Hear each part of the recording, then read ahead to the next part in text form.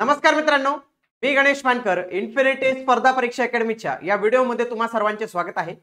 शिक्षक भरती टप्पा 2 मध्ये फेज 2 बाबत अपडेट आहे की झेडपीच्या जागा किती येणार आहेत आणि झेडपीच्या जागाच मुळात येणार आहेत का की त्याच्याबाबत जे आहे तर ते प्रश्नचिन्ह आहे। कारण की झेडपीच्या जागांचा फायदा काय होतो मित्रांनो, कारण की झेडपीच्या जागा या विना इंटरव्ह्यू येतात, म्हणजे 1:1 च्या रेशोमध्ये येतात।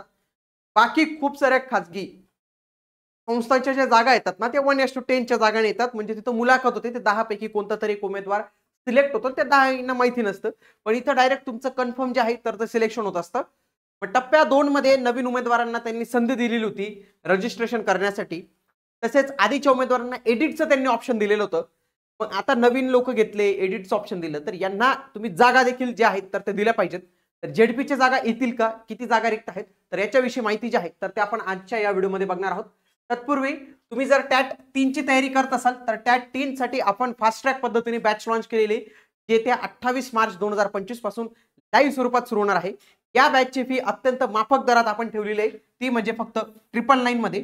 या 999 मध्ये तुम्ही जर बॅच जॉईन केली तर तुम्हाला सर्व विषयांचा ऍक्सेस मिळेल आणि तेही अत्यंत कमी कालावधीत व्यवस्थित पद्धतीने बॅच कव्हर होणार आहे।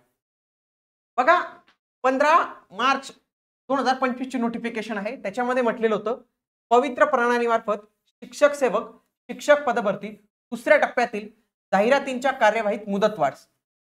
मग आता जर आपण पाहिलं की नवीन जाहिराती देण्यासाठी व्यवस्थापकांना मुदत देण्यात आलेली होती, ती किती मुदत आहे लक्षात घ्या, सध्यासाठी ती 31 मार्च 2025 आहे। मग 31 मार्च 2025 ही जर तारीख पाहिली ही फार जवळ आहे, आणि एवढी जवळ तारीख राहूनही अजूनही झेडपीच्या जागा इथं आलेल्या नाही आहेत। आता झेडपीच्या जागा न येण्यामागचं जे विविध जे कारण असू शकतात तर ते वेगवेगळे असू शकतात। बघा, विदाउट इंटरव्ह्यूच्या जागा पाहिल्या तर महानगरपालिका, नगरपालिका, तसेच काही खासगी अनुदानित संस्था असतात, जसं स्वामी विवेकानंदांची आहे ती शिक्षण संस्था, तर ती अशा अनेक शिक्षण संस्था आहेत की ज्या विना इंटरव्ह्यू घेतात। महानगरपालिका, नगरपालिका, झेडपी, मग यांच्यापैकी महानगरपालिकेच्या आहेत, नगरपालिकेच्या आहेत, त्या खासगी संस्थेच्या पण आहेत, परंतु यांची संख्या आहे ना फार कमी आहे जेवढी झेडपीची आहे तेवढी। मग झेडपीच्या सगळ्यात जास्त दुसऱ्या टप्प्यामध्ये जागा अपेक्षित होत्या विदाउट इंटरव्ह्यू आल्या, परंतु त्या अजूनही नाही आलेल्या आहेत। बघा, झेडपी मध्ये एवढ्या जागा रिक्त कशा आहेत, कारण की ज्यांनी पहिल्या टप्प्यामध्ये रजिस्ट्रेशन केलं तर असे खूप सारे उमेदवार पहिल्या टप्प्यात गैरहजर राहते, काही लोक कागदपत्रांमध्ये अपात्र झाले, काही सिलेक्ट झाले पण त्यांनी जॉईनच केलं नाही, तसेच 10% जागा ते त्याच्या बाकीच होत्या। तर या एवढ्या जागा ज्या आहेत तर त्या चांगल्या पद्धतीने रिक्त आहेत, जवळपास 2-2.5 हजार जागा रिक्त असू शकतात। तर या पहिल्या टप्प्यातील जागा रिक्त आहेत, तसेच आधीच्या काही जागा तर त्या जागा दुसऱ्या टप्प्यात येणं अपेक्षित होतं, परंतु त्या येत नाही आहेत।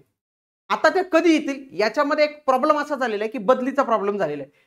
सध्या आता झेडपीच्या आंतरजिल्हा बदली चालू आहे, ती जवळपास 6 एप्रिल पर्यंत चालणार आहे।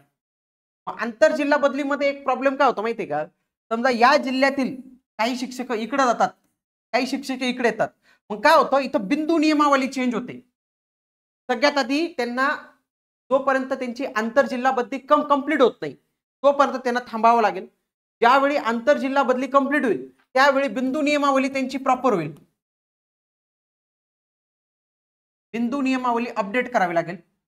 बिंदू नियमावली अपडेट कशी होईल, संच मान्यतेनुसार, नवीन संच मान्यतेनुसार। आणि नवीन संच मान्यता तर तुम्हाला माहितीच आहे की नवीन संच मान्यतेमध्ये उलटे शिक्षकांची पदं ही कमी होणार आहेत, किंवा जे शिक्षक अतिरिक्त शिक्षक ठरतात तर त्यांचं असं मत आहे तुम्ही नवीन शिक्षक भरू नका, त्या अतिरिक्त शिक्षकांना जी वॅकन्सी आहे तर तिथे ऍडजस्ट करावं अतिरिक्त शिक्षकांना नवीन संच मान्यतेमुळे। म्हणूनच आता जे आहेत तर त्या झेडपीच्या जागा दुसऱ्या टप्प्यात 31 मार्च पर्यंत येणं शक्यच नाही आहे।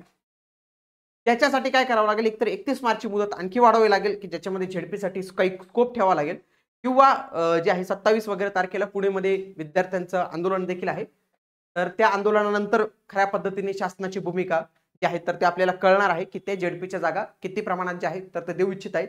परंतु सध्या 31 मार्च पर्यंत कुठल्याही झेडपीच्या जागा ऍड होतील असं काही चित्र दिसत नाही, पण जर सरकारने ठरवलं तर नक्कीच मुदत वाढू शकते आणि झेडपीच्या जागा देखील आपल्याला या दुसऱ्या टप्प्यात, पवित्र पोर्टलच्या या दुसऱ्या टप्प्यात बघायला मिळू शकतात। भविष्यात अशाच पद्धतीच्या व्हिडिओसाठी तुम्ही आपलं इन्फिनिटी स्पर्धा परीक्षा अकॅडमी हे जे चॅनल आहे ना तर या चॅनलला तुम्ही जरूर सबस्क्राईब करून ठेवा। आणि टॅट 3 ची त्यापैकी जे उमेदवार तयारी करणार असेल ना तर त्यांच्यासाठी आपण फास्ट ट्रॅक बॅच लॉन्च केलेली, या फास्ट ट्रॅक बॅचला तुम्ही नक्की जॉईन करू शकता। जॉईन करण्याची फी फक्त आपण 999 एवढीच ठेवलेली आहे. अधिक माहितीसाठी या नंबरला कॉल करा. भेटूया आता आपण पुढील व्हिडिओमध्ये. तोपर्यंत जय हिंद, जय महाराष्ट्र.